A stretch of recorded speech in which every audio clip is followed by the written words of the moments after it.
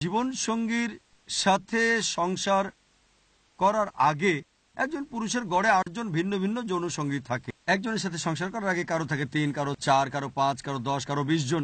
কিন্তু একজনের সাথে সংসার করার পরে কতজন থাকে তা উল্লেখ নেই। কিন্তু একজন স্থায়ী জীবন সঙ্গীর সাথে সংসার করার আগে 8 জন ভিন্ন ভিন্ন যৌন সঙ্গী থাকে। পশ্চিমা দেশগুলোতে, এমনকি এখানেও, এমনকি আমেরিকাতেও উপপত্নী থাকে 5, 10, 20, কোনো সমস্যা নেই।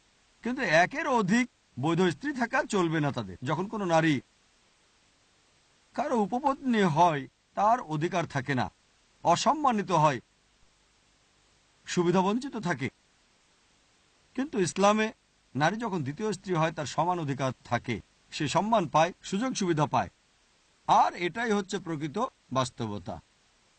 বহুবিবাহ, পুরুষ একাধিক বিয়ের অনুমতি পেয়েছে মূলত দুজনের জন্যই।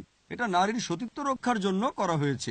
আর আমি আপনাদের সাথে একমত যে কোনো নারী সাধারণ পরিস্থিতিতে স্বামীকে ভাগাভাগি করতে রাজি হবে না। আমাদের বুঝতে হবে, আসেন ব্যাপারে একমত হই। সাধারণ পরিস্থিতিতে কোনো নারী স্বামীকে ভাগাভাগি করতে রাজি হবে না। কিন্তু ইসলামী শরিয়া বলছে বড় ক্ষতি থেকে বাঁচতে ছোট ক্ষতি মেনে নাও। একজন প্রকৃত মুসলিমা, প্রকৃত মুসলিম নারী যে এটা জানে, সেই ছোট ক্ষতি মেনে নেবে, অর্থাৎ স্বামীকে ভাগাভাগি করা। বড় ক্ষতি থেকে বাঁচতে অর্থাৎ অন্য মুসলিমা বোনের জনগণের সম্পত্তি হওয়া। তাই ছোট ক্ষতিটা মানবে বড় ক্ষতি থেকে বাঁচতে। আমাদের বুঝতে হবে কোনো নারী স্বামীকে ভাগাভাগি করতে চাইবে না। কিন্তু একজন ভালো মুসলিমা ছোট ক্ষতিটা অবশ্যই মেনে নেবে বড় ক্ষতি থেকে বাঁচতে। পরবর্তী প্রশ্ন হচ্ছে প্রশ্ন নাম্বার 5।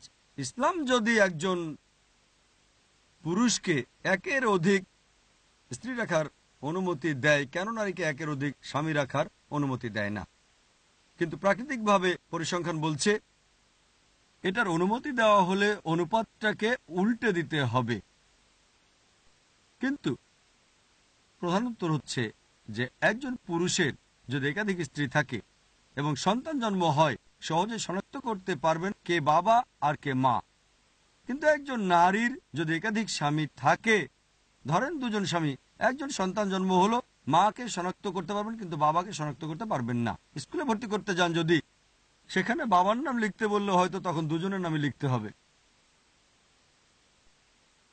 বর্তমানে মনস্তাত্ত্বিকগণ বলেন বাচ্চারা যদি বাবা আর মার নাম না জানে, একজনের অথবা উভয়েরই, তাহলে তাদের বাল্যকালটা ভালো হয় না। এ কারণে আপনারা দেখবেন যে পতিতাদের সন্তানের বাল্যকালটা খুবই খারাপ।